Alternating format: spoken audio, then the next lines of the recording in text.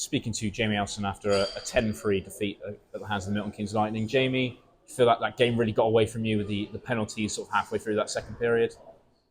Yeah, I think we were just trying to work out in the break, but I think it's 5 goals in 6 minutes or something like that. And at the end of the second, just a crazy spell. And you take that spell out of it, and it's a 5-3 game with the exception of that crazy spell. And, just we were second best for large chunks tonight, but I thought the third period was good, was really good. Like, we pushed back, but it's just the same. It's tough. Like, we play probably 25 good minutes tonight and 35 poor, but 6 minutes horrendous. Where we really just switched off on that spell.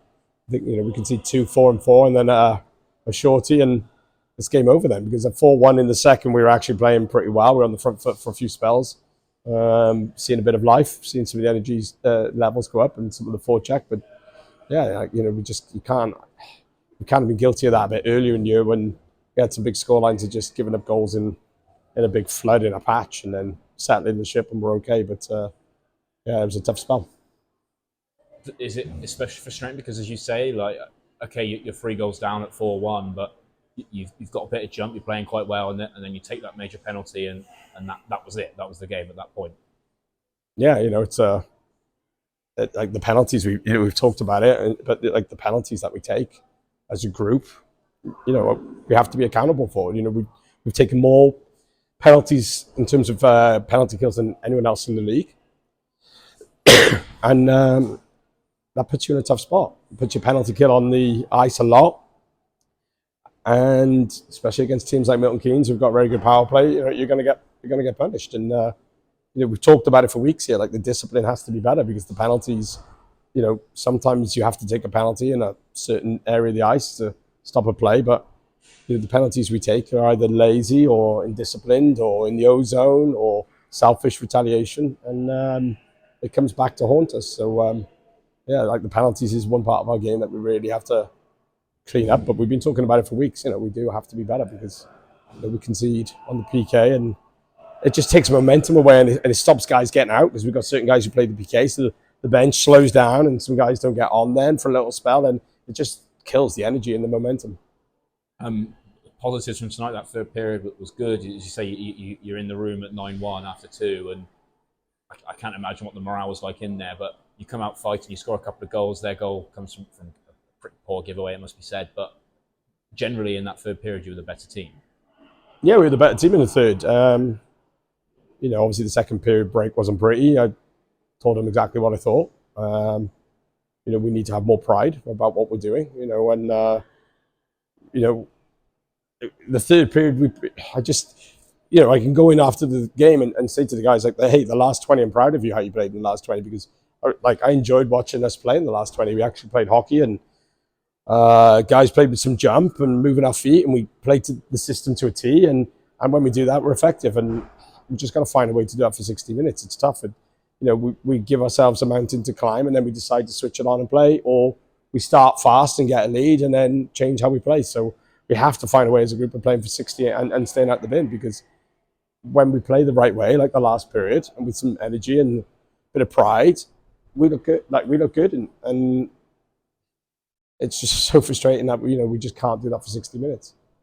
I'm going to focus on one player. Obviously, he signed a contract extension in the week, Rhys Cochrane. I thought he had a pretty solid game in both ends of the ice. I think got a really good assist on Adam Harding's goal. Really smart play to find him at the back door, and I think that he made a really good diving block early in that second period when the game was still pretty tight. He was good tonight.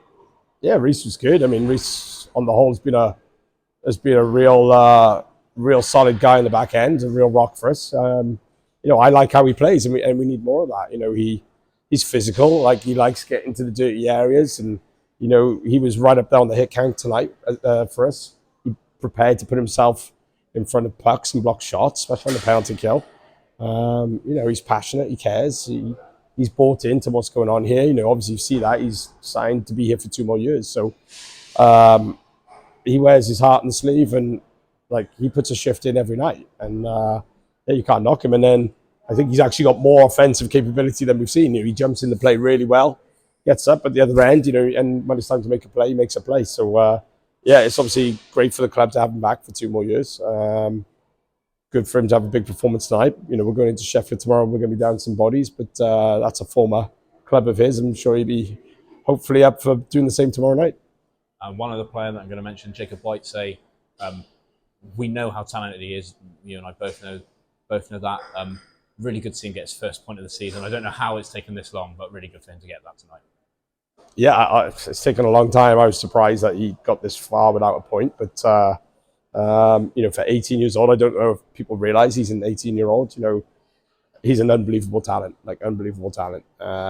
Great kid. You know, we had him here a little bit last year and saw that firsthand. Like his future is absolutely huge, you know, but he is 18, you know, and it's his first year at National League hockey.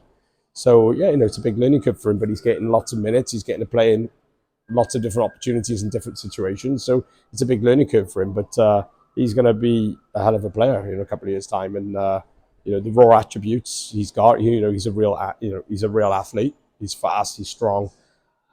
Skill set, like real high-end skill set for a D-man. So, yeah, it's good to see him get that first point. Now we've got to get him his first goal. But, you know, pleased for him. But it's just good to see his, you know, his learning and his development here. As you say, Sheffield tomorrow, I think both teams are going to be fairly short-benched if they're missing the players they were tonight as well. What's the expectation tomorrow night? We've got to go and win. We've got to go and win. You know, like we've been saying this night after night, the streak's too long. I should have ended a long time ago.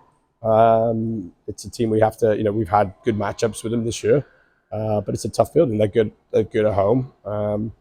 Obviously, the bigger ice surface with a short bench is going to be hard, but you know, the boys, you know, we just had a good talk in the room after the game. The boys are determined that we're going to get on the bus tomorrow and get ourselves ready to go and compete and put a road performance in. And you know, we need to turn the tide and end the streak so we can get back on home ice next week and start moving forward. But it's going to be tough. Short bench, we're going to be really down. It's going to be the smallest squad we've had on any game this year probably tomorrow. So the guys are going to eat a lot of minutes. It's going to be physically tough. But sometimes in those times when you're down deep and you're down some bodies, that actually you find a performance. So we'll rally together and we'll be ready to go tomorrow. Right. Cheers, Jamie. Thanks.